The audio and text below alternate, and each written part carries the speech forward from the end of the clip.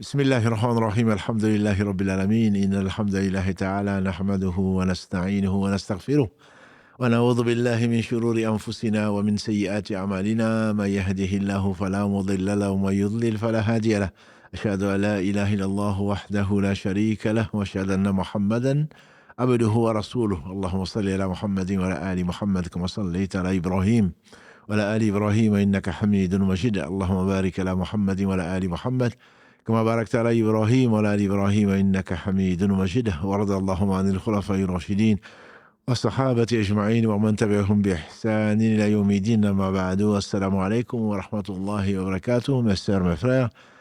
Bienvenue donc dans ce live du lundi, le live donc de l'islam au quotidien. Mais avant toute chose, nous louons Allah, nous revenons vers lui repentants, nous demandons protection contre les conséquences de nos péchés. Et lui seul en sait les nombres et contre les tendances de l'âme. Et l'âme appelle certainement, invite certainement au mal, hormis celle à qui Allah a fait miséricorde. J'atteste qu'Allah seul mérite l'adoration. Le premier qui n'a pas de début, le dernier qui n'a pas de fin. L'apparent, le dominant sur toute chose, le parfait dans son essence, dans ses noms et attributs. Et dans tous ces actes qui oscillent d'une part entre sa générosité, sa miséricorde, sa bonté, et d'autre part sa justice qui elle est basée sur son omniscience et sur sa sagesse. J'atteste la véracité de l'exemplarité de la prophétie de Mohammed ibn Abdillah, qu'Allah bénisse ce prophète, sa famille, ses compagnons, tous ceux qui les auront suivis dans le droit chemin et nous fassent l'honneur d'en faire partie. Donc, barakallahu fikum pour votre confiance et pour votre fidélité. Donc, on va commencer beaucoup de questions écrites. On espère, comme d'habitude, donner priorité au direct et n'appelez pas avant donc la fin avant le début des appels, avant la fin donc de la réponse au quiz, puisque Karim, qui se charge de ça, se charge de tout ce qui est technique et donc il ne peut pas décrocher. De toute façon, même en décrochant, vous n'allez pas passer à l'antenne. Donc, s'il vous plaît, patientez. Barakallahu fikum. Donc, on va commencer par ce deuxième quiz sur les piliers de la prière, ô combien importante elle est, la prière. Vous n'êtes que, je dirais aujourd'hui, que 900 et quelques. D'habitude, c'est 1000. C'est peut-être la rentrée, peut-être autre chose. Bref, ce n'est pas le nombre qui compte. Comme je le dis aux personnes qui participent, l'essentiel est acquis. C'est vraiment de justifier, de vérifier sa connaissance dans ce pilier important et également d'en profiter pour profiter donc au maximum de son temps et en faire une adoration. Donc, la moyenne est de 5. La moyenne est de 5, la médiane plutôt. La moyenne est de 413 sur 10. Et ce n'est pas un problème. Honnêtement, ce n'est pas un problème. Qu'Allah vous récompense tous ceux et toutes celles qui ont participé à ce quiz et nous augmente en sciences utiles. Donc, il y a un certain nombre de questions, 5, je crois. 3, 4, 5. 5 questions qui ont été soit mal comprises, soit qui ont eu des réponses qui ne sont pas celles qui sont attendues. Mais ceci n'est pas étonnant. Donc, le premier verset, qui est la première question, c'est dans quel verset Allah subhanahu wa ta'ala dit « Ya ayyuhalladhina amanu rka'u wasjudu wa'budu rabbakum wa fa'alul khayra la'allakum tuflihun » Quel est ce verset? Donc, aux croyants, inclinez-vous, prosternez-vous, rka'u wasjudu. Inclinez-vous, prosternez-vous, adorez votre Seigneur et faites le bien. Peut-être vous réussirez-vous. Donc, est-ce que c'est la sourate Al-Hajj? La sourate Sajda, qui s'appelle la prosternation, c'était un piège, bien sûr, c'est pas celle-là. An-Najm, la sourate 53, donc l'étoile, où il y a la prosternation également, pour ceux qui feuillettent rapidement et qui vont trouver la prosternation sans lire la sourate. Ou alors, je ne sais pas. Donc, je ne sais pas est largement majoritaire, avec 38%. Et la réponse, c'est Al-Hajj. C'est le verset, l'avant-dernier verset de la sourate, le Hajj, le pèlerinage, c'est le verset 77. Encore une fois, c'est pour se familiariser et pour être compté parmi les lecteurs du Coran. Ne serait-ce qu'en feuilletant, en cherchant les versets qu'on va lire, vont nous amener, Inch'Allah. Allah va nous élever et nous faire profiter de sa proximité. Deuxième question, je suis arrivé dans la génuflexion, c'est la suite, dans le ruku', je suis arrivé dans la génuflexion pour me prosterner avec le groupe. Donc, l'imam s'est déjà relevé de la génuflexion, du ruku'. Ma prière est-elle valide? La réponse est qu'elle n'est pas valide. Alhamdulillah, vous êtes 67% à avoir la bonne réponse. Elle n'est pas valide. Comme nous l'avons dit, c'est un mnémotechnique des savants. Quand il y a eu le recours, vous avez la raka. Voilà. Quand il y a eu le recours, vous avez la raka. Et donc, on ne doit pas, si on n'a pas eu la raka, on n'a pas eu le recours. Troisième question, après la génuflexion du verset, et Fasabbih bismi rabbika al-azim, Fasabbih bismi rabbika al-azim, a été ordonné de faire dans le recours la génuflexion. Dans quelle sourate figure ce verset? Est-ce dans la sourate Rahman 55, la 56 Al-Waqi'a ou la 57 Al-Hadid? En réalité, c'est dans la sourate Al-Waqi'a. Et Allah dit à la fin donc de cette noble sourate, cette noble verset, Fasabbih bismi rabbika al-azim, célèbre donc, glorifie, purifie le nom de ton Seigneur l'immense. Et donc, depuis que ce verset a été révélé, le prophète sallallahu nous a dit, donc dites dans la génuflexion, Subhan Rabbi al-Azim. Sourate 56, Al-Waqi'a, l'événement. Quatrième question, pareil, je ne me suis prosterné qu'une fois, puis remis debout et entamé une nouvelle raka'a par la lecture de la Fatiha. Je me suis prosterné une seule fois. On sait qu'il y a deux prosternations par recours. Et donc, est-ce que la raka'a est valide? Est-ce que la raka'a est invalide? Ou je ne sais pas. Donc, vous avez été nombreux, alhamdulillah, 70%, à trouver la bonne réponse, à dire donc la raka'a n'est pas valide. Elle n'est pas valide parce qu'il y a deux. C'est un pilier. La prosternation est un pilier, celui qui ne fait qu'une seule de prosternation, sa prière n'est pas, la raka plutôt n'est pas valide. C'est-à-dire que si elle s'en rend compte, elle doit refaire la raka complètement si elle avait déjà dépassé la raka qui suit. Mais imaginons qu'elle a fait une seule prosternation et qu'elle s'est levée pour la quatrième raka. Et si elle s'en rappelle, elle doit descendre pour faire le sujoud et ainsi donc corriger la raka. Elle fait un seul sujoud, elle descend et s'assoit, parce que s'asseoir entre deux prosternations également est une obligation. Elle descend et s'assoit. Elle dit Allahu Akbar, elle fait le sujoud, et ensuite elle se relève pour la quatrième raka, ou celle qui devait être faite.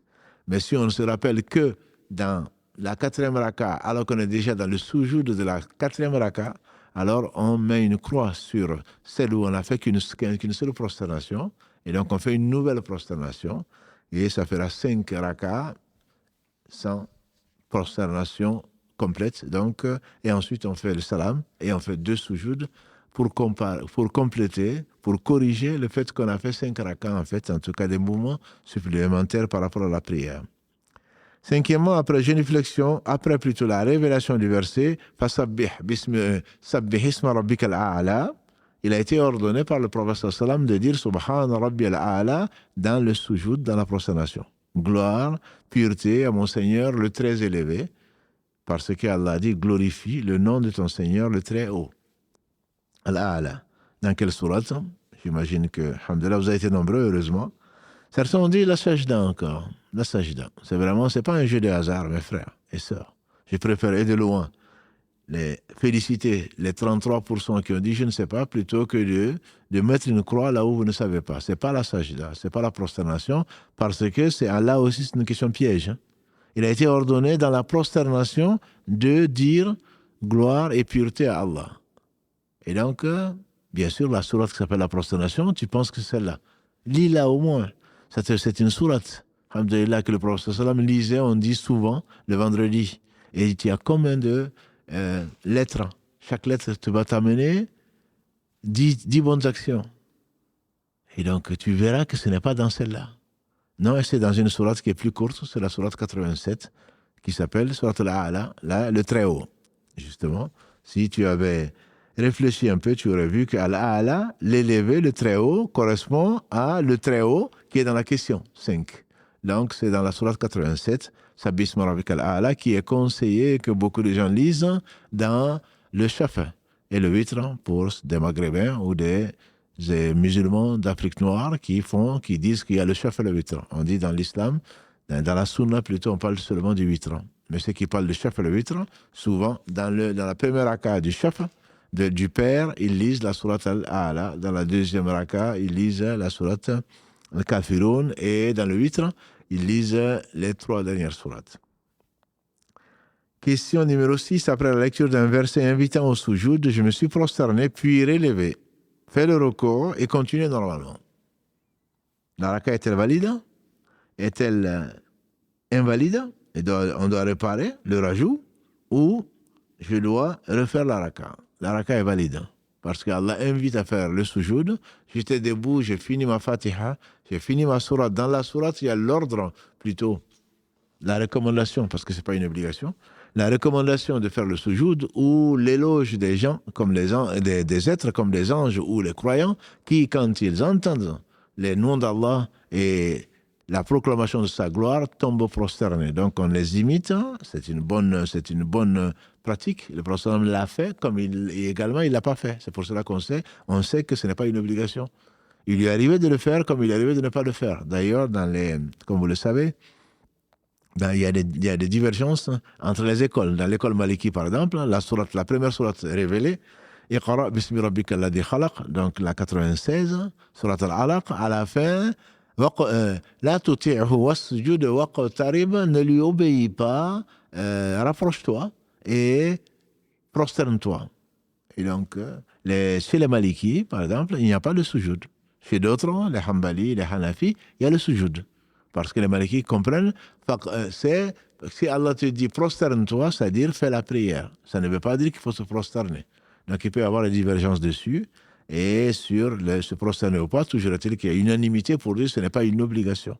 Mais c'est que je me suis prosterné, je me suis relevé pour la lecture, et donc ensuite j'ai fait le recours, ma prière est valable, elle est valide. 7e question, je me suis relevé du recours, et sans que mes membres ne soient revenus à leur position normale d'avant le recours, je me suis prosterné. Donc la prière est invalide. C'est l'option B, la prière est invalide, comme 60% d'entre vous l'ont trouvé. La prière est invalide, et c'est l'une des conditions. Quand l'homme est venu trouver le prophète, il est rentré, il a fait sa prière. Il est venu trouver le prophète, il a salué. Il a dit, wa alayka salam, repars, va faire la prière. Parce que l'homme n'avait pas accompli, entre autres, cette pause qu'il y a entre chaque mouvement. Il dit, ensuite il a fait la même chose. Et il est revenu, il a salué le prophète qui lui a dit, wa alayka salam, va refaire ta prière. Tu n'as pas prié. Et la 3e fois, il a fait la même chose. Le prophète a dit, va refaire ta prière.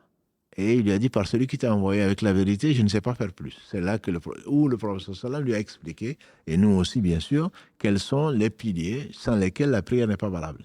Donc il a dit, quand tu te décides à faire la prière, tu dis Allah Akbar. Ce qui rend le Allah Akbar une obligation, le premier Allah Akbar.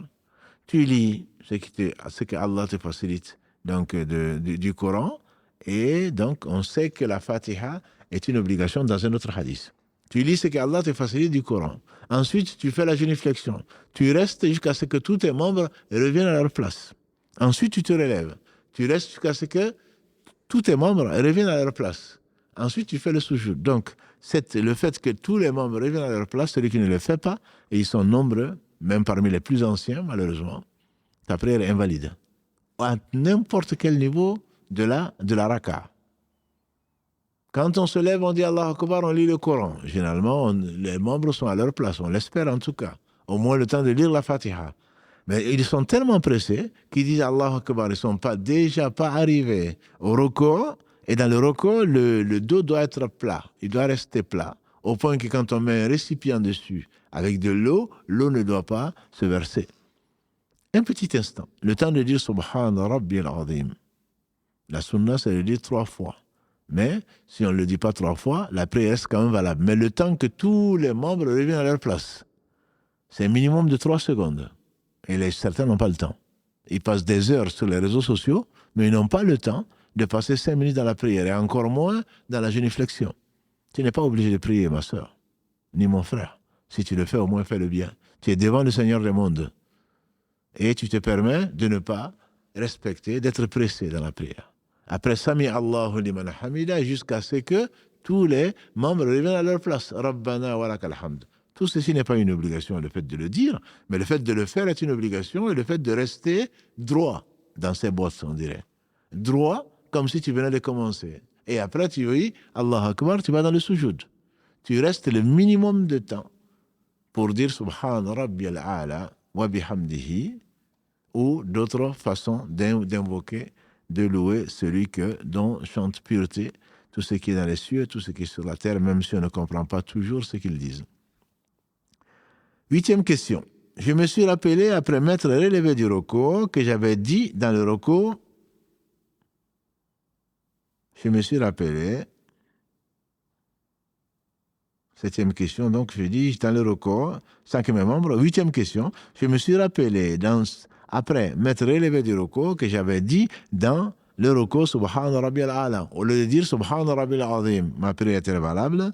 Alhamdulillah, vous êtes malheureusement que 55% à dire que la prière est valable. Bien sûr qu'elle est valable. Je continue normalement ma prière. Même si je disais Subhanallah seulement, ça suffirait. Mais Subhana Rabbi al-Azim est là où le professeur Sam nous a dit qu'il faut le faire dans le roko. Subhana Rabbi al-Ala, on l'a dit, on doit le dire dans le sujoud. Mais si on inverse, parce qu'on s'est trompé, ou si on ne le connaît même pas et qu'on dit Subhanallah, la prière reste valide. Elle est donc valide. 9e question, j'ai omis la pause entre les 2 prosternations. J'ai fait 2 prosternations, mais je n'ai pas fait la pause parce que je ne connais pas l'invocation Rabbi Ghfirli, comme ceci a été rapporté du prophète sallam. Il y en a d'autres formules. Allahumma ghfirli warhamni warjburni wasturni wahdini. Il y a d'autres versions. Mais le plus simple, c'est répéter 3 fois Subhana Rabbi Ghfirli, Seigneur pardonne-moi. Rabbi Ghfirli, Seigneur pardonne-moi. Rabbi Ghfirli. Mais toi, tu ne le connais pas, parce que je ne le connais pas. Donc, je fais la prosternation, je me relève et je ne reste pas. À nouveau, je fais la prosternation, parce que je ne connais pas l'invocation. Non, si je ne connais pas l'invocation, je peux dire Subhanallah à la place, je peux dire Allahu Akbar à la place, je peux même ne rien dire, la prière reste valable, mais le fait de revenir de la prosternation et de s'asseoir, ne serait-ce que le temps de 3 secondes, est une obligation, c'est un pilier plutôt, de la prière. Si on ne le fait pas, la prière est invalide. Elle n'est pas valable. Et elle n'est pas valable. Et donc, ceux qui ont dit que c'est valable, malgré tout, on a 38%, c'est une majorité relative. Et ça, c'est inquiétant. Parce que la prière n'est pas valable. Et je m'inquiète pour la mienne, je m'inquiète pour la prière de beaucoup de mes frères et de mes sœurs, qui pensent avoir prié alors qu'ils n'ont fait en fait que de la gym. Ils n'ont fait que de la gymnastique. La prière n'est pas valable. Et c'est la première chose sur laquelle l'homme sera interrogé. La femme aussi, au jour du jugement dernier. Allah dit aux anges, bien qu'ils sachent avant de les avoir créés, regardez le livre de la prière de mon serviteur. Si la prière est bonne, j'accepte tout. Et j'aime bien comprendre que le verset 45 fait allusion à celui-là, de la sourate 29, Inna salata tanha anil fahsha'i wal munkar. La prière empêche des choses blâmables et des turpitudes. Effectivement, si tu as vraiment prié, et pas de la gym, comme beaucoup d'entre nous, ton comportement sera exemplaire. Et c'est ceux qui tu seras proche du messager d'Allah sallam qui a dit, ceux qui seront les plus proches de moi seront, au jour du jugement dernier, seront ceux qui ont foi en Allah et donc qui ont le meilleur des comportements. Et ce comportement, tu ne peux pas l'avoir sans Allah, comme aucun bien ne peut arriver sans Allah. Et Allah te dit que la prière t'empêche d'avoir un mauvais comportement, de faire des choses blâmables et des turpitudes. Dernière question. J'ai répondu au téléphone. Ça vous paraît bizarre, mais j'ai répondu au téléphone à un appel urgent à la fin de la prière, mais avant d'avoir prononcé le salam. Ça insiste, et je décroche le téléphone. Et je regarde, malheureusement certains le font, et je vois que c'est l'hôpital, ou je vois que c'est maman, ou je vois que c'est madame, ou je vois que c'est l'époux. Et donc je réponds, je suis en train de prier.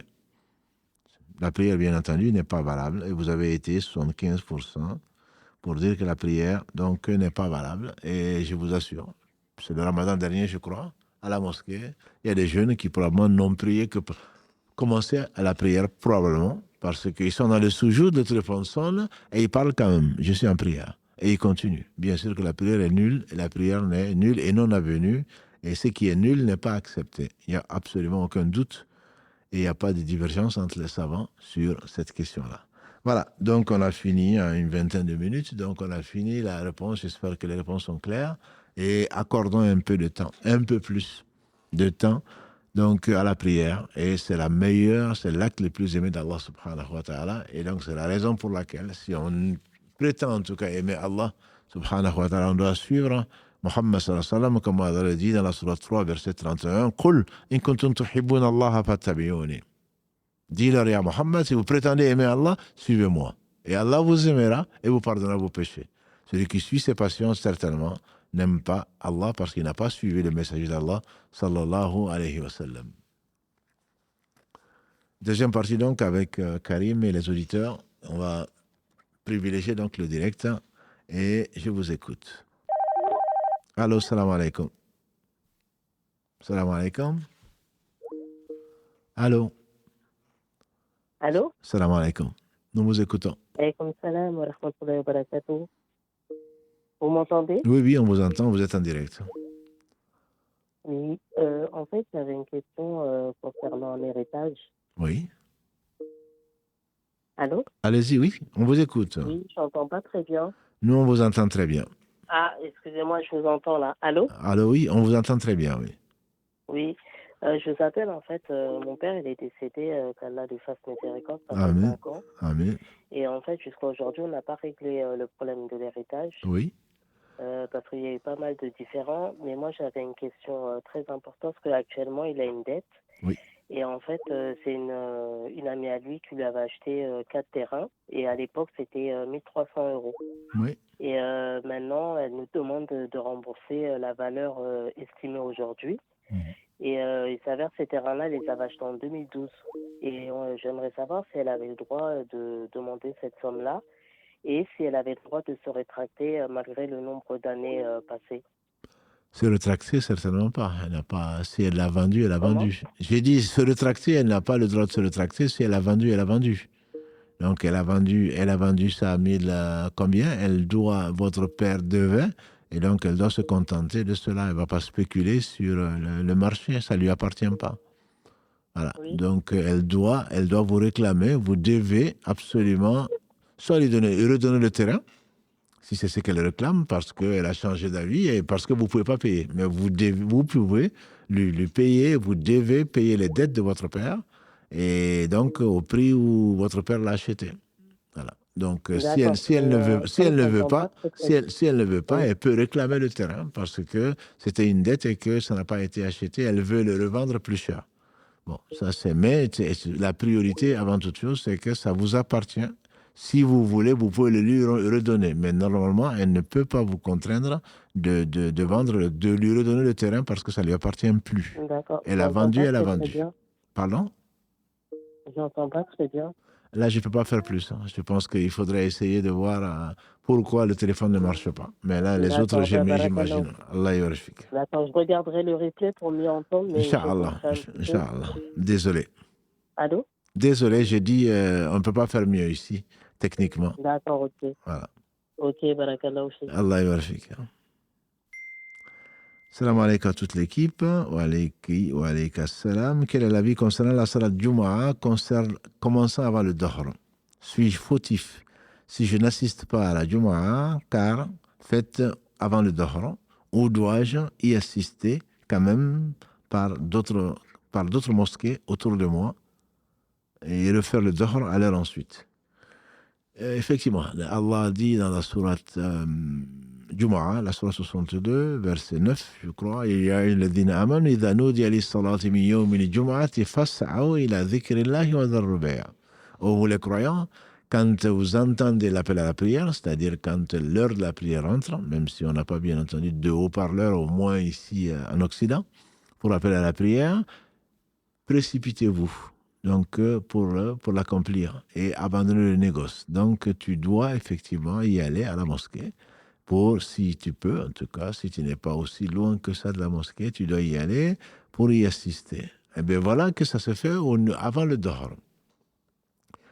Avant le Dahr, ce n'est plus ta responsabilité. C'est la responsabilité donc de ceux à qui Allah a confié la mosquée. Il y a effectivement un avis, mais il est minoritaire, qui dit qu'on peut faire le Dahr avant l'heure, plutôt le Dahr, qu'on peut faire la Jumu'ah avant l'heure. On peut faire la Jumu'ah avant l'heure. Il est arrivé au prophète sallam de faire la Jumu'ah avant l'heure. C'est un avis de l'école Hanbali, mais même l'école Hanbali conseille de ne pas le faire. Donc ceux qui travaillent, et ils sont nombreux, parfois préfèrent avancer, prendre ces hadiths-là, les autres écoles disent que ce n'est pas permis. Ils ont une interprétation autre de ces hadiths-là. Soit ils ont été abrogés, soit autre chose. On n'est pas savant, donc on ne va pas rentrer dans les divergences. Mais l'avis majoritaire, c'est que la Jumu'ah n'est pas valable si tu l'as fait avant l'heure, malgré ces hadiths-là. Et tu n'es pas un spécialiste. Donc, si la mosquée décide, et il y en a beaucoup en France qui le font, ils prennent le risque de se tromper. Ils prennent le risque de faire prier les gens avant l'heure. Mais ils ont leurs arguments. Ils prennent le risque. Ils sont peut-être plus pieux que nous. Toujours est-il qu'ils prennent ce risque-là, que la prière ne soit pas valable. Alors, je te conseille, mon frère, de participer à la Jumu'ah. Si c'est une sœur, alhamdoulilah, ce n'est pas une obligation. Je préfère que tu fasses le dehors chez toi. Au moins, tu n'auras pas de soucis. Quant au frère, parce que s'il ne fait pas la Jumu'ah, il est obligé de faire le dehors. Donc, l'avis que je connais par rapport aux gens qui avancent l'heure ou entre les 12 degrés, les 15 et les 18 degrés, quand on n'est pas sûr que l'heure est rentrée, l'avis que je connais, c'est de participer, c'est l'avis du Cheikh Albani, qu'Allah lui fasse miséricorde, c'est de participer à la prière avec les musulmans et ensuite de refaire le Dhuhr ou de refaire l'Isha, quand pour ceux qui se précipitent et qui, à partir en été, disent que l'Isha est trop tôt, donc ils l'ont fixé à 11h. Pourquoi? Parce que c'est à 11h. Pourquoi? Parce que c'est eux qui décident. Ils prennent un risque énorme, parce qu'ils prennent le risque que les prières des musulmans, l'acte le plus aimé d'Allah, soit invalide sur des patients. Parce que chez nous, c'est comme ça. Ça ne dépasse jamais 11h, c'est pas raisonnable. Oui, parce que tu n'as pas beaucoup voyagé, et surtout tu ne sais pas qui tu es. Tu es un ignorant. Voilà. Donc, tu prends la responsabilité d'invalider la prière des musulmans. Que tu ne puisses pas la faire à l'heure, à minuit dans la région parisienne, parfois même plus. Que tu ne puisses pas la faire à 11h dans certaines régions, ça te concerne. Mais que tu prennes le risque de faire prier les musulmans avant l'heure, pour moi, ce n'est pas bon signe. Ce n'est pas bon signe pour toi. Donc, voilà ce que je conseille à mon frère, parce que maintenant, je me rappelle la question. Tu dois plutôt venir à la mosquée. Et ce que les gens font, tu les suis, ça te comptera, Inch'Allah, comme Jumu'ah, mais tu dois refaire la prière du Dhuhr parce que l'avis majoritaire, parce que ton cœur n'est pas tranquille et tu n'es pas de cet avis-là. Donc ensuite, tu feras, Inch'Allah, la prière du Dhuhr et qu'Allah te donne les deux récompenses. Allô, salam alaikum. Allô, salam alaikum. Wa alaykum salam wa rahmatullah. Tout d'abord, qu'Allah vous récompense pour tout ce que vous faites, vous et votre équipe. Qu'Allah vous accorde le Firdaus, Inch'Allah. Barakallah, fik amin. Je vous appelle, j'ai une question en fait par rapport à la prière. Oui. C'est par rapport à mon mari. Il a un handicap. Oui. Il est sous traitement morphinique. Rabbi Shafi, Inch'Allah. Et en fait, il prie, mais il prie assis. Oui. Parce qu'en fait, s'il prie comme prient les musulmans normaux, on va dire, ça engendre des douleurs très fortes. Et du coup, c'est limite très très compliqué pour lui de continuer dans sa prière. Oui. Et le seul moyen pour lui de ne pas avoir très très mal, c'est la prière en position assise. Oui. Et est-ce que sa prière est quand même valable ou pas?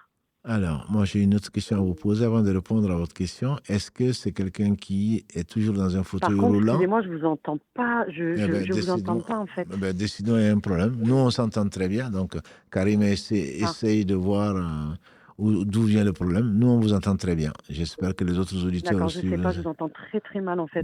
La question d'avant aussi, l'auditrice d'avant aussi entendait très mal. Donc, on est vraiment désolé. Je pense qu'il y a un problème avec le téléphone. Je ne sais pas, avec la ligne ou le téléphone. Peut-être. Karim est en train de s'efforcer à trouver la panne, entre guillemets. J'espère que vous entendez quand même la réponse. Vous entendez? Très, très mal. Vraiment, j'entends un mot sur 3. Bon, si vous entendez un mot sur 3, on va peut-être reprendre les questions écrites. Peut-être que vous allez écouter le replay. Oui, nous, on vous entend très bien. Donc, peut-être que vous allez vous contenter du replay. Mais juste de répondre, si vous entendez, si vous pouvez juste répondre à une question.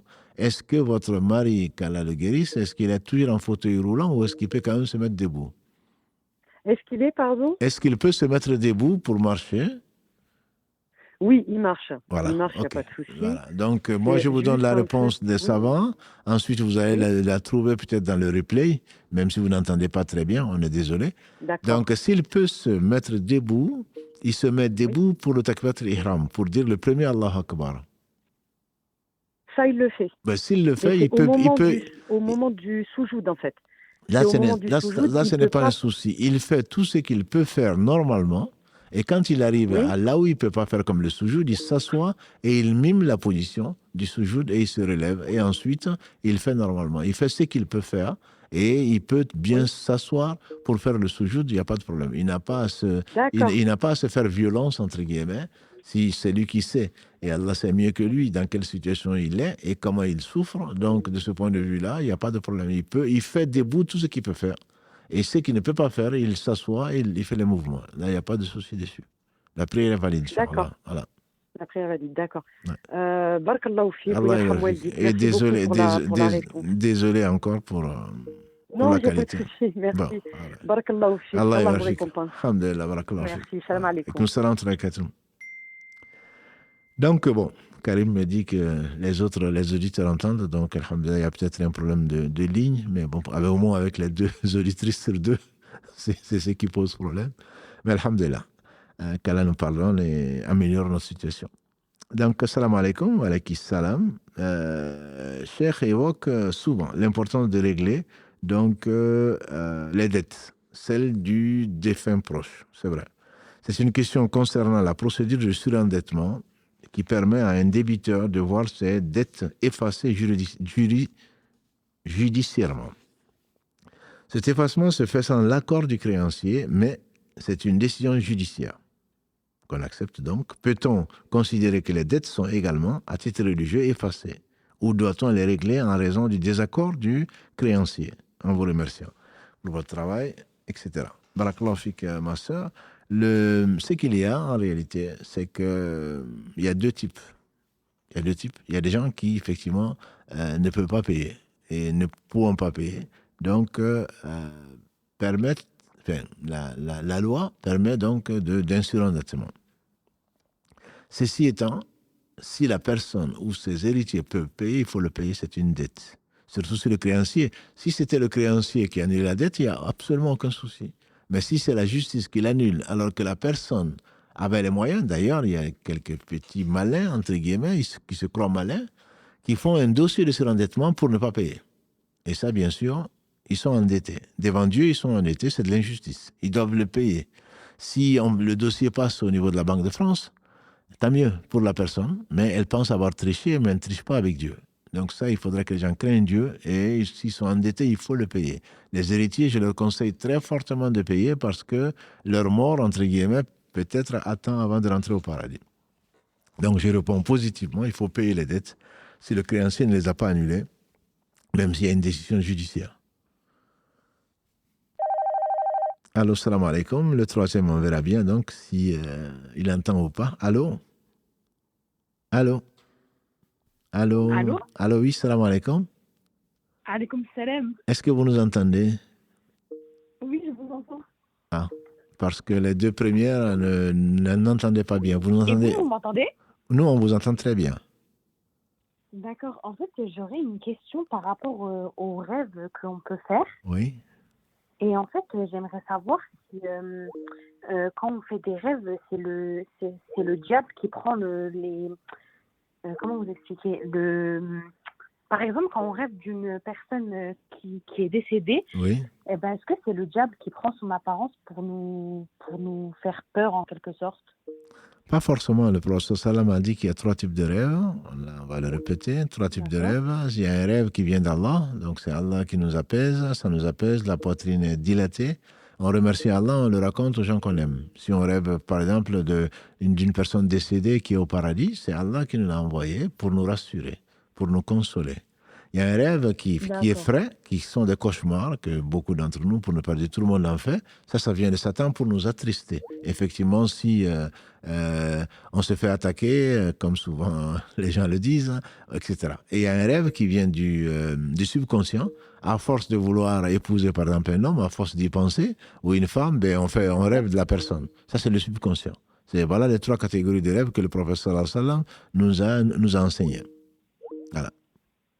Ok, donc ça vient pas forcément du diable. Pas forcément, non, pas forcément du diable, effectivement. Pas forcément du diable. D'accord, je vous remercie d'avoir répondu à ma question. Je vous en prie. Salam alaikum. Alaykoum salam. Alors, une question qui n'est pas forcément un rapport avec le rêve, mais qui dit ici, donc, Jazakumullahu khairan pour des renseignements, que vous apportez une question sur l'émission de ce soir. L'existence de ces djinns amoureux est-elle une réalité?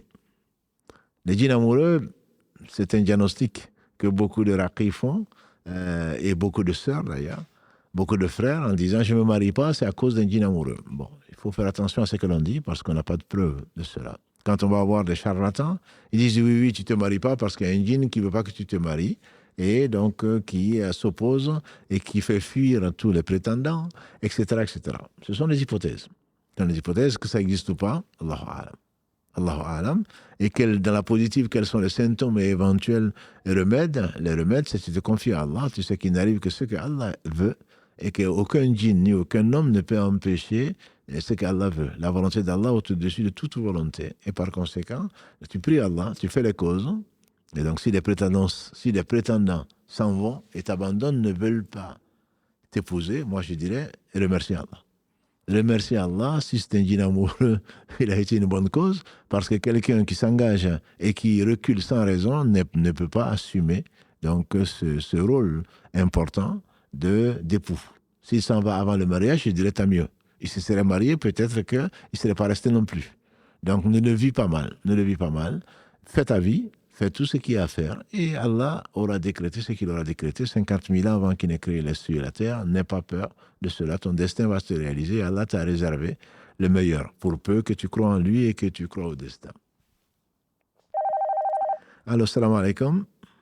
Oui, salam alaikum. Salam alaikum. En fait, j'avais une petite question simple. Oui. Je voulais savoir, bon, j'ai perdu mon père Lahmo pendant le Ramadan, Oui. et je voulais savoir, est-ce que il y a des divergences, il y a des gens qui disent que, je voulais savoir, ma question, c'était par rapport quand on rend visite au cimetière. Oui. Par exemple, si je vais rendre visite à mon père Lahmo, Oui. je voulais savoir, est-ce que c'est vrai, est-ce que les morts nous entendent? Allah dit dans le Coran Allah dit dans le Coran au prophète sallam, tu ne saurais faire entendre les morts. Donc le principe c'est que les morts n'entendent pas. Par contre, ils savent qu'on les a visités parce que Allah, voilà, ils savent qu'on les a visités, qu'on a prié pour eux parce que Allah les informe. Mais les morts ne nous entendent pas. Il faut faire extrêmement attention parce que malheureusement, ceux qui pensent que les morts nous entendent vont parler aux morts. Et de parler aux morts, et ils vont leur demander même des choses. Et ça devient la pire des injustices, c'est le pire des péchés, c'est le shirk. Donc il faut vraiment faire très attention. Quand on va au cimetière, le prophète sallam nous a appris, c'est très simple. On passe le salam aux habitants de cette cité qu'est le cimetière. On leur fait des invocations, qu'Allah vous fasse miséricorde. Vous nous avez dévancés et on va vous rejoindre, qu'Allah vous fasse miséricorde. C'est tout ce qu'il y a à faire. Voilà. Il ne faut surtout pas aller, voilà, bon, que les larmes coulent, ça c'est normal. Mais surtout pas demander à un mort, tu m'entends, vraiment tu me manques. Hein? Tu te souviens quand on était... Non, là c'est complètement contraire. C'est complètement contraire. Leur demander quelque chose, là c'est un grand péché dont il faut donc se repentir. D'accord. Voilà. Je vous remercie. Avec plaisir. En tout cas, barakallahu fik. Allah yabarak ma sœur. Chaque lundi et samedi pour tout ce que vous faites. Jazakallah khair. Merci. Barakallahu fik. Allah yabarak. Salam alaikum. Donc, on va prendre une question par rapport au crédit d'impôt. Voilà. Donc, le frère a été patient. C'est la semaine dernière qu'il a posé la question. Crédit d'impôt étant donné donc 50% de la somme, c'est le 50% de la somme payée pour les prestations de ménage au cours particulier. Plus exactement, je viens vers vous, dit le frère, par rapport donc au crédit d'impôt, qu'il est possible de demander pour des prestations de ménage ou de cours particulier. L'État nous redonne 50% de la somme payée, mais je souhaitais avoir votre avis à ce sujet, car cela s'appelle bien un crédit d'impôt et non une réduction d'impôt. Alors, peu importe le nom, si ce que tu décris, parce que je ne travaille pas moi aux impôts, je ne sais pas quelle différence y a-t-il entre réduction d'impôt et crédit d'impôt. Si l'État te permet de te redonner une partie de ce que tu as payé, c'est ton droit. Ce n'est pas un crédit. Tu n'as pas pris crédit. Voilà. Et donc, par contre, le crédit est bien connu. Je prends de l'argent en avance, je l'utilise, je ne l'ai pas, ensuite je vais le rembourser. Soit taux zéro, soit donc avec du riba. Ça, c'est interdit. Mais si l'État appelle ça comme il l'appelle, peu importe. Hein. L'essentiel, c'est que tu n'as rien. Tu as payé un agent, une personne qui t'a aidé, soit pour le ménage, soit pour autre chose. L'État te dit, à cause de ça, on va te rembourser une partie de ce que tu as donné. Il n'y a pas de crédit dedans, c'est plutôt une faveur que l'État t'accorde. À ma connaissance, il n'y a pas d'interdiction. Wallahu a'lam wa a'lam. Allô, salam alaikum. Allô?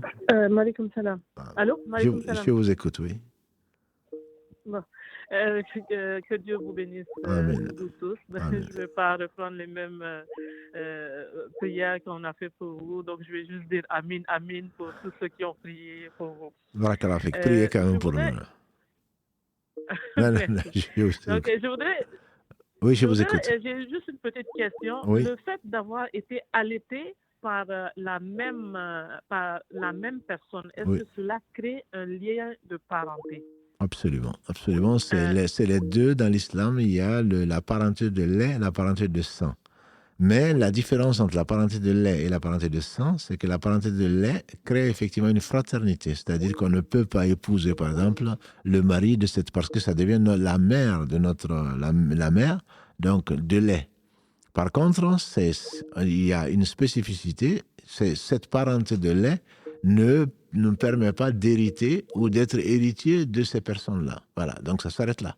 C'est une parenté d'interdiction, entre guillemets, de mariage. Ça veut dire que si vous portez le hijab et vous pouvez vous dévoiler devant le mari, donc de cette mère de lait, même si c'est une bédouine, même si c'est quelqu'un que vous ne connaissez pas, une fois que vous savez que c'est votre frère de lait, il ne peut pas vous épouser. Mais si vous ne pouvez pas hériter de la personne ne peut pas non plus hériter de vous. Allô? Ok. Ben, c'est clair? Oui, ça répond bien. Oui, c'est clair, ça répond bien à ma question. Alhamdulillah. Mais comme les deux dernières personnes là qui sont passées, le son n'est pas assez clair. Décidément. Le son n'est pas assez clair. Hein. Il y a comme des parasites dans le son. Mais bon, moi, j'arrive à vous entendre sur mon téléphone au maximum. Alhamdulillah. Mais la communication Karim entend, il a un casque, il entend, il essaye de voir ce qui ne va pas. Mais deux personnes, même trois maintenant, donc la troisième a bien entendu et il y a trois personnes sur le casque qui n'ont pas entendu. On s'excuse. Okay. Il fait le maximum. J'ai entendu, mais avec des parasites dedans. D'accord, alhamdulillah. Barakallahu fik. Ok. Merci beaucoup. Avec plaisir. Assalamu alaikum. Au revoir. On nous dit souvent, faites le hajj si vous avez les moyens. Mais c'est quoi avoir les moyens? Je ne sais pas. C'est que la question veut vraiment dire, quand on a les moyens, on a les moyens. C'est-à-dire qu'on n'est pas endetté. Et donc, quand aujourd'hui, effectivement, venant de France, le hajj est très, très onéreux. C'est 10 000 euros. Donc, en passant par la plateforme Nusouk, etc. Donc, si tu as 10 000 euros d'économie, un peu plus pour y vivre là-bas, parce que ce n'est pas la plateforme qui va te faire vivre.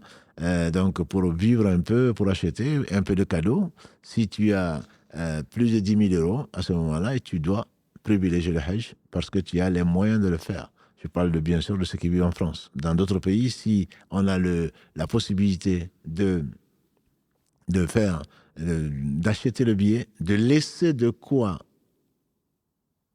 s'occuper de sa famille, quand on est chef de famille, parce qu'on ne va pas non plus garder ces 10 000 euros, entre guillemets, et laisser les gens dans la rue, ou la famille sans subvenir à ses besoins, parce que ça, c'est une obligation, plus importante d'ailleurs que le Hajj, puisque le Hajj, c'est Man istata ilayhi sabila, celui qui a les moyens de le faire, alors que le fait de nourrir sa famille est une obligation.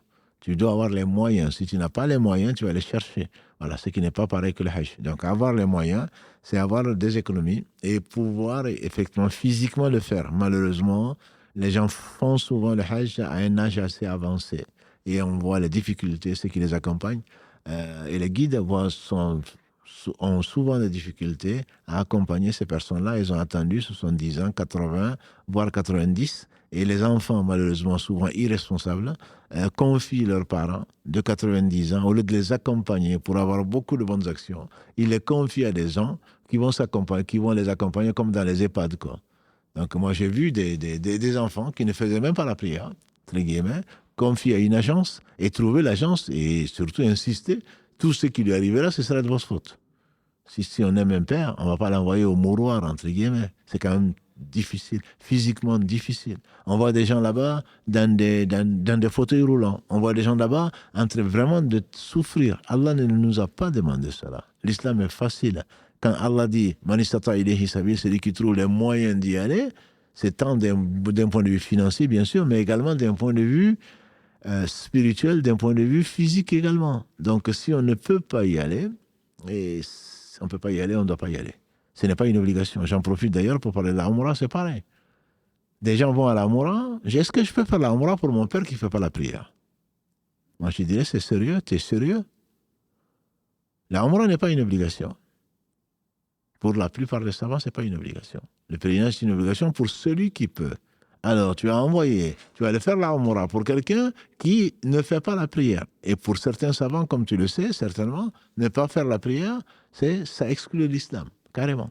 Abandonner la prière, j'entends plutôt, pas ne pas faire la prière. Parce que l'enfant qui n'est pas pubère, la femme qui est indisposée, celui qui le fou, ils ne font pas la prière, ce n'est pas pour autant qu'ils ne sont pas musulmans. Donc, c'est quelqu'un qui sciemment doit faire la prière et en condition peut faire la prière, qui est musulman, qui ne le fait pas. Il y a au moins l'école Hanbali qui dit que la personne n'est pas musulmane. Ils ne sont pas les seuls. Mais l'avis majoritaire dit que tant qu'on reconnaît la position dans laquelle on est de péché et qu'on regrette, qu'on veut le faire, qu'on espère le faire un jour, alors on reste musulman. Donc ton père n'est pas musulman. Au lieu de prier Allah, toi, va faire la Umrah. Va faire la Umrah pour toi-même, prie pour lui, pour que Allah te guide, etc. Mais tu vas faire la Umrah pour quelqu'un qui n'est pas une obligation, pour quelqu'un qui ne fait pas la prière. Je ne connais pas un savant qui va t'encourager à faire cela et tu demandes en plus si cette Umrah est valable ou pas. S'agissant de la Umrah, avant de prendre un autre appel, donc une personne pose la question de savoir, donc pour une convertie, elle vient de se convertir et on lui propose de faire la Umrah avec une agence, elle n'a pas appris comment la faire et on lui dit tu suivras les autres. Non, ce n'est pas un bon conseil du tout, du tout. Ce n'est pas un bon conseil, dans la mesure où ce n'est même pas une obligation. Autant pour la prière, quand celui qui ne connaît même pas la Fatiha, dès que tu te reconvertis, tu dois prier. Tu es peut-être le plus sincère. Beaucoup plus sincère que les gens qui sont dans l'islam depuis des années. Et si tu ne connais pas la Fatiha, en attendant, on a vu, le prophète sallallahu alayhi wa sallam dit qu'à celui qui ne connaît pas la Fatiha, de dire Subhanallah, alhamdulillah, la ilaha illallah, Allahu akbar, wa la hawla wa la quwwata illa billah. Pour celui qui connaît, si tu ne connais pas, tu dis de ce que tu connais. Subhanallah ou Allahu Akbar, comme on l'a déjà dit. Mais aller faire une adoration sans savoir comment la faire, c'est quelque chose qui n'est pas valable, carrément. Ce n'est pas valide. Que tu te fasses conduire par quelqu'un qui sait le faire, tant mieux. Ta Umrah peut être valide, mais tu as commencé par la fin. Tu as commencé par la fin. Quand on veut faire une adoration, il faut savoir talab al-ilm farida ala kulli muslim. Le prophète sallam a dit la recherche de la science est une obligation pour chaque musulman. Donc une adoration, la science précède l'acte. Fa'alam, dit Allah subhanahu wa ta'ala, son prophète sallam, dans la sourate qui porte son nom, sourate Muhammad 47, verset 19, Fa'alam annahu la ilaha illallah. Wastaghfiru li dhanbik. Sache, ô Muhammad, que Allah seul mérite l'adoration et demande pardon pour tes péchés, ainsi que pour les croyants et les croyantes. Donc les savants à partir de là disent que la science précède l'acte. Quand tu fais un acte et que tu n'as pas la science de cet acte, de savoir comment prier, ta prière n'est pas valable. Quand tu fais le pèlerinage sans savoir comment faire le pèlerinage, ton pèlerinage n'est pas valable. Le minimum, c'est d'apprendre avant de faire les choses. Donc, je ne te conseille pas du tout, ma sœur, de suivre ce conseil-là, de suivre. Donc, c'est ce qui t'a été recommandé. Non. Salam alaikum. Oui, bonjour.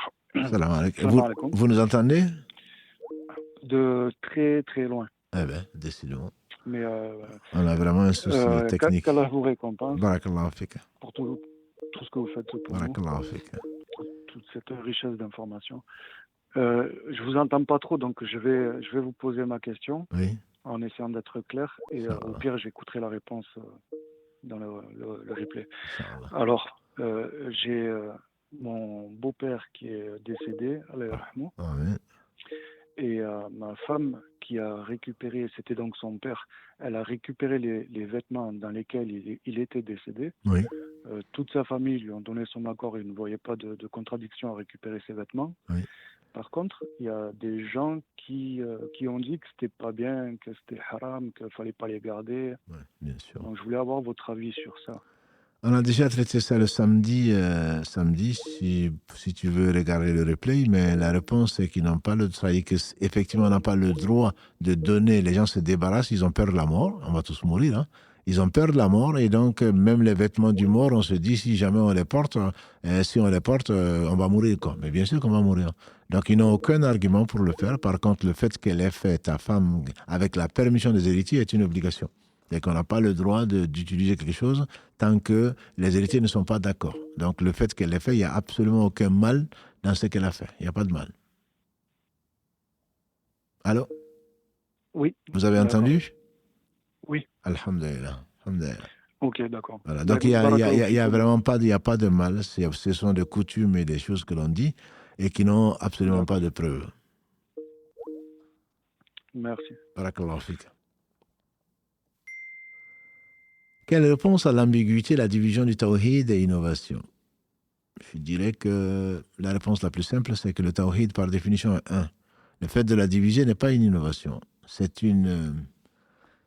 c'est une innovation technique, entre guillemets. Avant, on parlait de médecine. Aujourd'hui, on parle de quoi?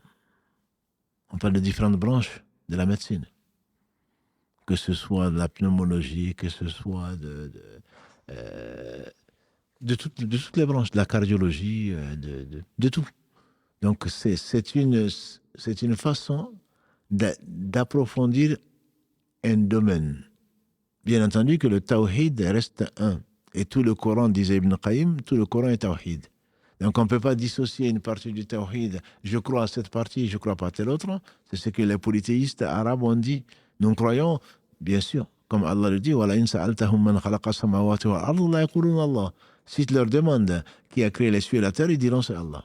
C'est peut-être cela qui a amené les savants à dire que le tawhid n'est pas que croire que Allah est le créateur. Le tawhid, c'est aussi de croire qu'Allah est le seul digne d'adoration, qu'on appelle donc le tawhid ou le hiya. Et le fait de tawhid, c'est également de croire que les noms et attributs d'Allah subhanahu wa ta'ala sont une obligation à comprendre et à appliquer. Et donc, c'est pour dire que n'est pas tawhid seulement le fait de croire qu'Allah est le seul créateur, qu'il est l'existant, qui a tout créé sans besoin, c'est lui qui subsiste à tous les besoins, ça ne suffit pas. Et donc, c'est pour essayer de mieux embrasser cette science, et la science forcément a des branches, même la foi a des branches. Pour ceux qui disent que c'est une innovation, le prophète sallam n'a-t-il pas dit que la foi a 63 et quelques branches, ou 73 et quelques branches? La branche la plus élevée, c'est le fait de dire la ilaha illallah. Et la plus basse, c'est enlever un obstacle de la rue. Quelqu'un qui va te dire non, moi je suis croyant parce que j'enlève un obstacle de la rue. On te dira oui, certes, mais ce n'est pas que ça la foi. Et donc le tawhid n'est pas que le fait de dire qu'Allah est le créateur, qu'Allah est celui qui subsiste par lui-même, c'est Allah qui gouverne toutes choses. Oui, certes. Mais donc le fait de diviser entre guillemets le tawhid en 3 parties en général pour les savants, mais ça peut être en 10 parties, ça peut être en 2 d'ailleurs. C'était les anciens divisaient le tawhid en 2 parties et de ne pas le diviser, où est le problème? C'est une question de science, ce n'est pas de l'innovation dans le sens que certaines personnes pourraient rechercher des poils sur les œufs. Yeah. Allô, salam alaikum. Salam alaikum. Allô? Allô, salam alaikum. Oui, salam alaikum, pardon. Salam. Ah, je suis trop contente de pouvoir vous avoir au téléphone. Vous nous entendez au moins, vous? Oui, je vous entends très bien. Alhamdulillah, barakallahu Il n'y a fik. pas de souci. Alhamdulillah. Barakallahu fik. Allah yafik. Jazakallahu khairan. Vraiment, merci pour tout ce que vous faites depuis un an et grâce à vous, ma foi, elle évolue. J'avais posé une question à l'écrit, du coup, oui. Mais bon, j'ai pas eu de réponse encore, donc alhamdoulilah, j'ai réussi à vous avoir au téléphone. Okay. En fait, ça concerne, j'ai une fille qui a un trouble déficient de l'attention avec hyperactivité, donc oui. Et du coup, le médecin me prescrit un médicament. Oui. Et ce médicament-là, en fait, c'est comme de la drogue. D'accord. Donc, c'est comparable à des amphétamines. Oui. Et c'est le seul traitement, du coup, qui est prescrit pour les TDAH. Oui. Donc, je ne sais pas quoi faire parce qu'elle a un TDAH assez sévère. Du coup, ce qui est dérangeant, c'est surtout à l'école. Hein. Mais je ne sais pas trop quoi faire du coup. Lui donner, ne pas lui donner. Est-ce que c'est autorisé en islam de soigner avec de l'huile liquide? Enfin, du coup, vu que le médicament il est comparable à des substances, à de la drogue, quoi. Si le médecin le donne, normalement, on ne peut pas l'appeler drogue. Mais comme tu le sais, Allah subhanahu wa ta'ala a inspiré son prophète sallam et lui a dit qu'il n'a pas créé une maladie sans faire descendre le médicament. Donc, si vraiment vous avez des soupçons, je pense mieux vaut voir d'autres spécialistes plutôt que d'arrêter de lui donner ce médicament-là. Mais si le médicament a les effets secondaires qui sont terribles, qui sont comme une drogue, vous êtes obligé de chercher un autre traitement. Vous ne pouvez pas continuer. De toute façon, même logiquement, vous ne pouvez pas continuer à lui donner ce médicament-là. Ce médecin lui prescrit cela, mais il faudrait le revoir en disant que ce n'est pas possible parce que c'est de la drogue. S'il n'a que ça, je pense qu'il faut changer de médecin. Il faut changer en tout cas il faut consulter d'autres médecins pour essayer de voir. Le prophète m'a dit que Allah n'a pas mis dans ce qu'il a interdit un médicament. Il n'a pas mis dans ce qu'il a interdit un médicament. C'est-à-dire, si c'est vraiment de la drogue, et la consommation de la drogue est interdite dans l'islam, on ne peut pas soigner avec. Et donc, je suis certain je suis certain qu'il y a des alternatives. Donc, je pense que les chercheurs travaillent, les médecins aussi, sont consciencieux en général. Donc, je pense qu'il faut vraiment ne pas vous contenter de ce traitement-là parce que jusqu'à preuve du contraire, il n'est pas permis si c'est comme de la drogue. Oui, c'est ce qui me semblait. Oui, c'est des amphétamines, hein, vraiment. Et sur le TDAH, en fait, c'est le seul médicament que tous les médecins que j'ai vus m'ont proposé. Hein. Il n'y a rien d'autre. Après, alors vaut mieux que je ne donne rien du tout à ma fille. Je pense qu'il faut continuer à chercher. Parce que les chercheurs, ils restent des humains. Hein. J'ai été chercheur pendant 40 ans. On cherche, c'est d'où notre nom de chercheur. Donc, on ne trouve pas toujours. Et en attendant, je pense qu'il faut essayer d'utiliser le maximum et continuer à chercher des alternatives. Il ne faudrait pas droguer votre fille, je ne sais pas à quel âge déjà, même à n'importe quel âge. Hein. Le 8 ans et demi. Voilà. Ouais. Donc, on ne va pas commencer à se droguer à 8 ans et demi. Il ne faudrait pas le faire.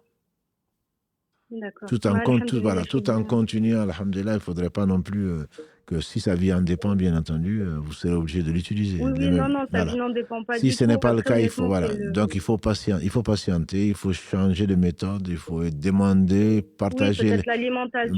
Peut-être. Parce qu'au niveau médicaments, il n'y a vraiment rien d'autre, quoi. Je me suis renseignée. Il faut prier. Après, oui. Il faut prier, c'est la meilleure. Je ne dis pas qu'il ne fallait pas utiliser autre chose, mais il faut prier. Il faut prier la prière d'une mère en particulier. Donc, avec ses soucis, il se peut que Allah guérisse votre fille, c'est ce qu'on espère, sans aucun médicament. Mais continuez à rechercher un meilleur médicament, Inch'Allah. Mais il faut prier. Il faut beaucoup prier. Et parfois, malheureusement, on l'oublie. Hein. C'est le prophète, quand quelqu'un était malade, il mettait la main dessus et il lisait la Fatiha. Et Allah guérissait qui voulait. Donc souvent, on l'oublie. Et c'est quand on est vraiment complètement désemparé qu'on revient au Coran. Donc je pense qu'il faudrait au moins lui mettre régulièrement le Coran sans bien sûr le lui imposer, sans l'indisposer par ça. Mais il faudrait régulièrement lui faire écouter le Coran avec l'intention de la soigner. Il se peut qu'Allah la guérisse même sans médicament. Inch'Allah.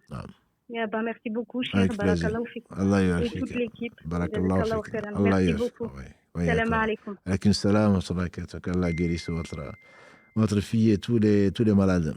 Donc, Karim, félicitez-le si vous entendez mieux, parce qu'il a changé de méthode de connexion de la tablette. On espère, Inch'Allah, que ça va marcher. Je vous disais bien qu'il faisait l'impossible pour rétablir. Donc, on verra bien, Inch'Allah.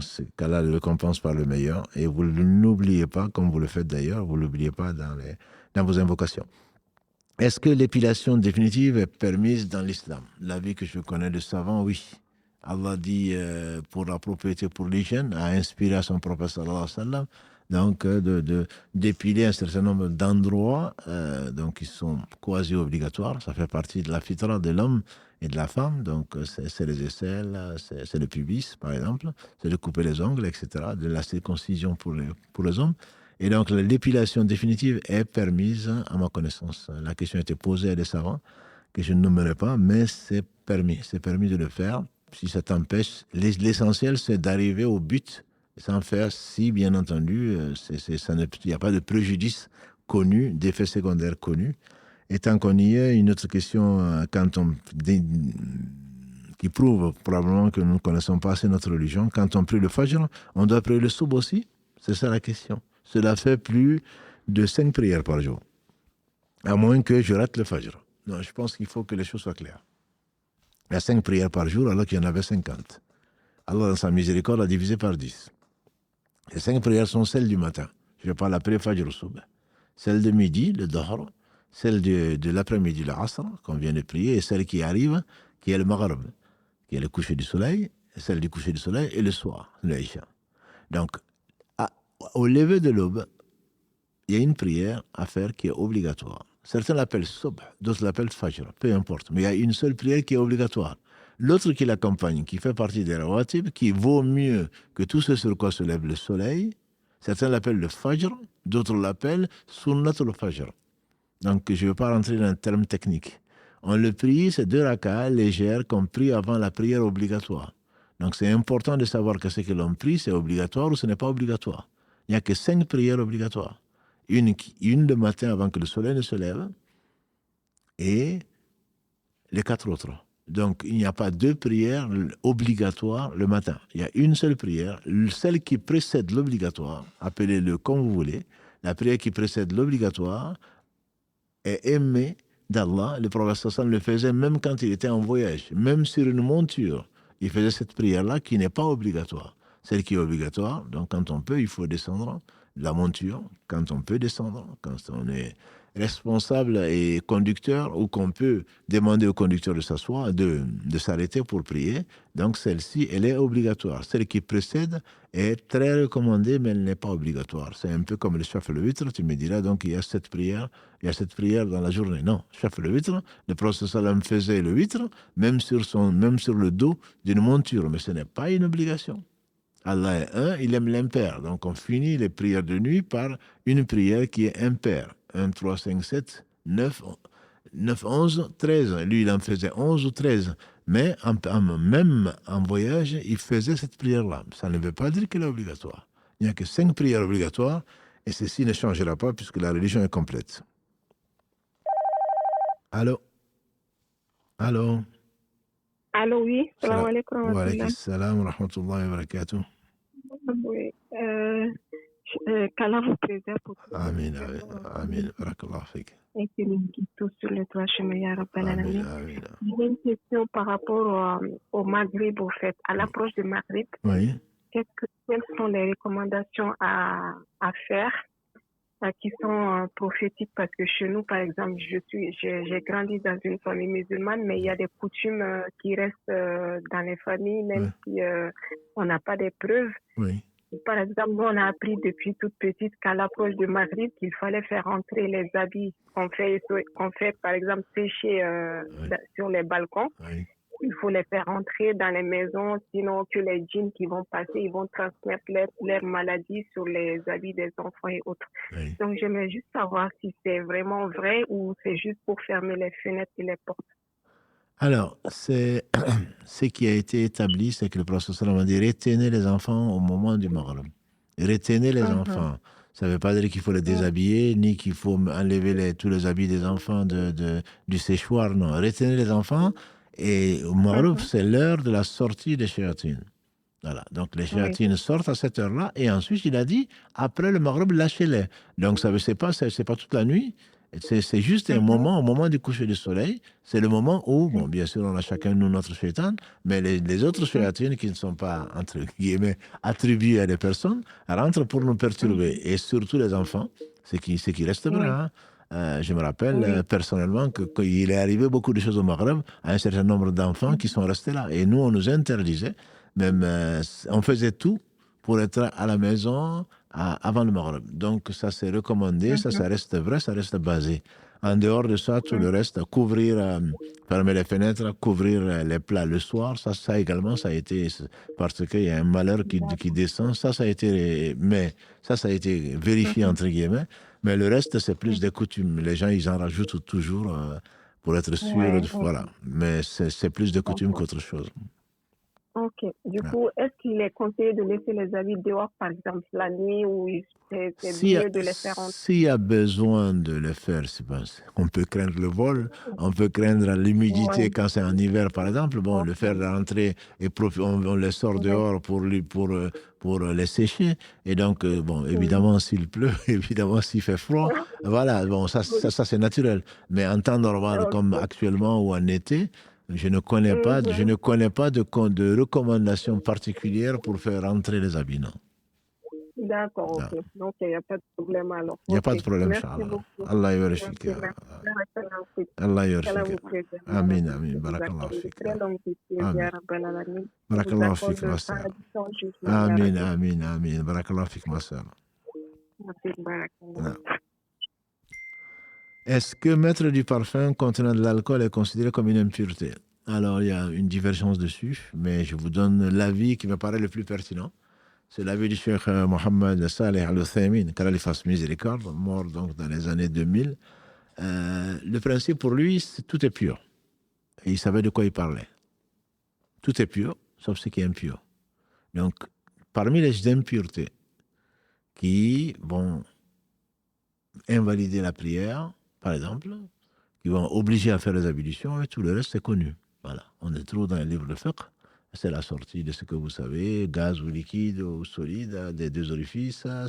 Voilà, il y a un certain nombre de choses. Donc, et l'alcool n'en fait pas partie. Allah a interdit la consommation de l'alcool, mais pas l'utilisation d'alcool. Donc, le parfum contenant de l'alcool, pour lui en tout cas, sont des choses qui sont pures. Et ceux qui pensent que ce n'est pas pur, ils ont mis c'est derrière quoi? C'est qui sent bon, ils l'ont mis dans l'huile, etc., qui peut avoir également des conséquences. Mais bon, toujours est-il que pour lui, pour répondre à cette question, l'avis pertinent, à ma connaissance, c'est que ça reste pur. Allô, salam alaikum.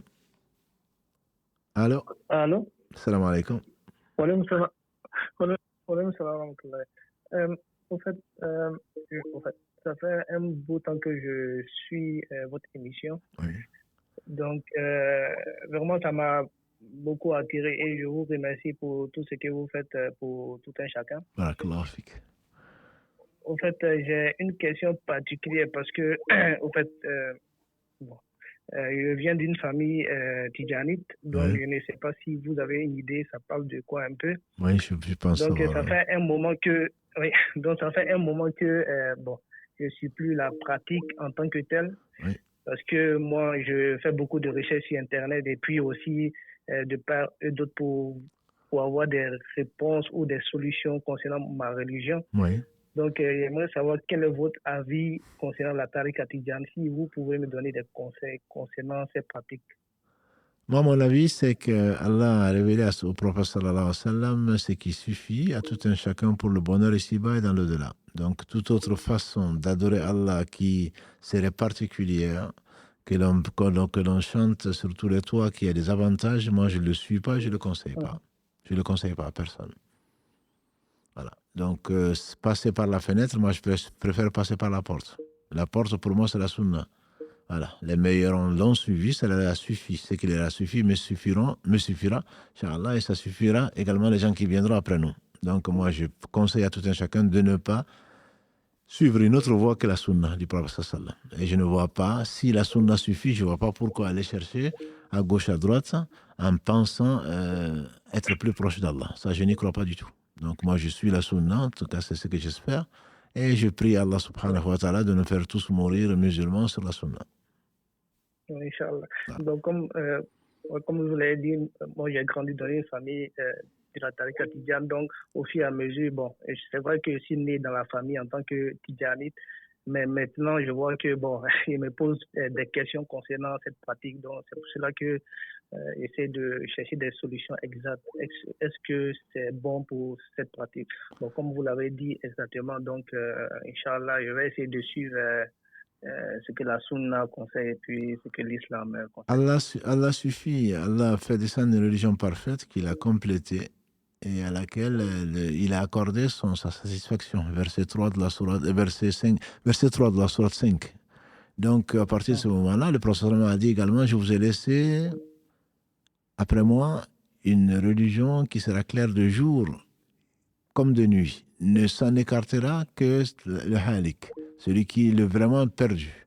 Le livre d'Allah est ma sunna. Donc, alhamdoulilah, après lui, il n'y a pas de prophète. En tout cas, c'est notre conviction. Celui qui pense qu'il y a autre chose, il n'est plus musulman.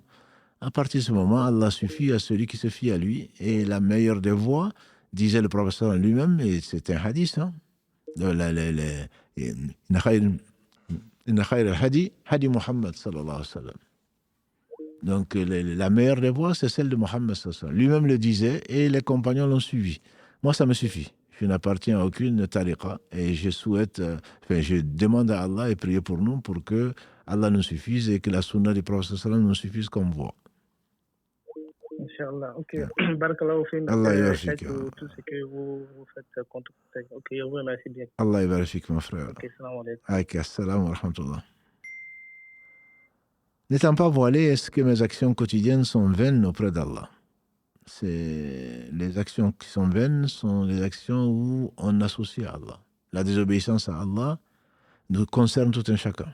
Kul bani Adam khata, a dit le prophète sallallahu alayhi wa sallam, Kul bani Adam khata, chaque fils d'Adam est soumis à l'erreur ou au péché. Et les meilleurs d'entre eux, c'est qu'ils reviennent vers Allah repentant.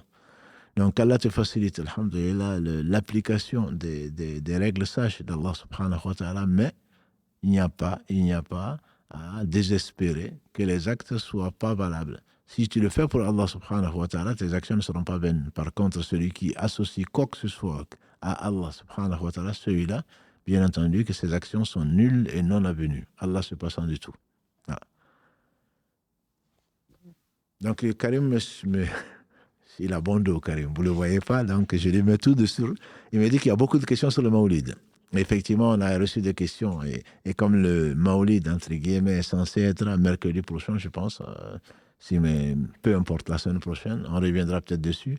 Ça nous a valu beaucoup d'animosité, beaucoup de commentaires et beaucoup d'intolérance de la part de beaucoup de gens. Et je trouve que ce n'est pas du tout respectueux. Si vous avez votre point de vue, ce n'est pas le mien. Le mien, je pense que c'est celui de l'islam. Le vôtre, vous pensez que c'est celui de l'islam. Au moins, respectez le point de vue des autres. Le prophète sallallahu alayhi wa sallam, on appelle Maoulid, donc la même racine, donc naissance. Quand on dit que le prophète sallallahu alayhi wa sallam est né le 12 Rabi al-Awwal, mois dans lequel donc nous sommes. 12 Rabi al-Awwal va coïncider très probablement donc à la semaine prochaine. Mais le 12 Rabi al-Awwal, premièrement, ce n'est pas sûr que ce soit le 12, mais peu importe. Certains disent que c'est une autre date. Mais ce qui est certain, mes frères et sœurs, c'est que le prophète sallallahu alayhi wa sallam est mort un lundi qui est très probablement le 12 Rabi al-Awwal. Ça, c'est bien plus sûr que le jour de sa naissance. Il a dit également, d'après Anas, celui qui est triste de la perte de qui que ce soit, qu'il pense le jour de la mort. Et ce jour de la mort, c'est pendant le mois de Rabi al-Awwal, le 3e mois du calendrier musulman. Lui n'a jamais fêté son anniversaire, entre guillemets, comme beaucoup le font aujourd'hui. Lui n'a jamais, ni ses compagnons, non, fêté son anniversaire. Ni la deuxième génération, il a dit, la meilleure génération, c'est la mienne. Ensuite, celle qui suit. Ensuite, celle qui suit. Aucun ne l'a fait. Celle qui suit, c'est la génération, entre guillemets, des fondateurs des 4 écoles. Ni Abu Hanifa, ni Malik, ni Shafi'i, ni Ahmed n'ont fêté ça. Et comme on le dit, le Maulid, c'est 6 siècles après la mort du prophète sallam que les Fatimides, les chiites en Égypte ont inventé, en en fait une fête. Et aujourd'hui, celui qui ne fête pas le Maulid, il est considéré comme quelqu'un qui n'aime pas le prophète sallam. Est-ce que vous allez me dire qu'Abou Bakr n'aimait pas le prophète sallam? Vous allez me dire que l'imam Malik n'aimait pas le prophète sallam? Vous allez me dire que les compagnons du prophète sallam n'aimez pas le prophète sallam? Alors jugez ce qui est dans votre cœur et non pas le cœur des autres. Nous aimons le prophète sallam. Celui qui aime le prophète sallam va certainement le suivre. Et quand il est arrivé à Médine, d'après Anas ibn Malik, il a trouvé les Ansar en train, ils avaient 2 fêtes. Ils avaient 2 fêtes. Il a dit, Allah vous a changé ces 2 fêtes contre 2 fêtes meilleures. Dans l'islam, il n'y a pas 3 fêtes, il y en a 2. Pour ceux qui veulent prendre des congés payés, des congés payés, ils peuvent toujours essayer de convaincre l'administration qu'il y a une 3e fête. Il y a 2 fêtes dans l'islam. Le prophète a dit, Allah vous l'a changé pour 2 fêtes. Aïd al-Adha, la prière donc du sacrifice, la fête du sacrifice, et Aïd al-Fitr, la fête donc de la rupture de jeûne, c'est-à-dire qu'après le Ramadan. Il n'y a que ces 2 fêtes. J'entends au niveau de la communauté musulmane, je ne parle pas du mariage ou d'autre chose. La communauté musulmane, il n'y a que 2 fêtes. Et donc aller chercher une autre fête, c'est certainement au moins prendre le risque d'innover. Et le prophète alaykoum bi sunnati, suivez ma sunna et la sunna des khulafa Rashidoun, les khulafa, les califes bien guidés, et ils sont 4 sans aucune discussion entre les gens de la sunna. Donc si soit tu en sais plus que cela, soit tu aimes le prophète sallam plus que nos prédécesseurs, soit alors tu es un prétentieux. Par respect, j'espère que c'est par ignorance que tu le fais. Donc ça, c'est le point de vue des savants, pour moi, de confiance, qui sont donc les compagnons du prophète sallam. C'est les plus savants après le prophète sallam. Ensuite, la génération qui a suivi, qui était la meilleure. Ensuite, la génération qui a suivi. Et les savants d'autorité, qui, pour moi, méritent respect et que tu dois respecter, même si tu as accepté une autre autorité, qui est celle du prophète sallam, qu'il n'a jamais faite. Donc voilà ce que je dirais sur la question. Je sais que ça peut ne pas plaire à beaucoup, mais on n'est pas là pour plaire. C'est pour cela d'ailleurs dans les commentaires d'Instagram ou d'ailleurs, parfois on entend oui, je vous aime bien, mais là je ne suis pas d'accord. Moi, si tu n'es pas d'accord, ça ne me dérange pas. Si tu me dis l'islam ne dit pas ça, oui, ça m'intéresse. Mais ton point de vue, avec tout le respect que je te dois, mon frère, ton point de vue, je ne suis pas en train de rechercher de la célébrité, ni de me faire élire pour faire quoi que ce soit. Voilà. On prie Allah subhanahu wa ta'ala de me faire dire la vérité, de me la faire voir et de la partager avec d'autres. Et ce n'est pas du tout l'amour de ce bas monde et l'amour des gens du live ou d'ailleurs qui nous intéresse. Et qu'Allah subhanahu wa ta'ala fasse que toutes nos œuvres soient dirigées vers lui et uniquement vers lui. Et qu'il nous préserve contre les conséquences de nos péchés et contre nos passions. Donc il est l'heure ici du Maghreb. On va s'arrêter là, Inch'Allah.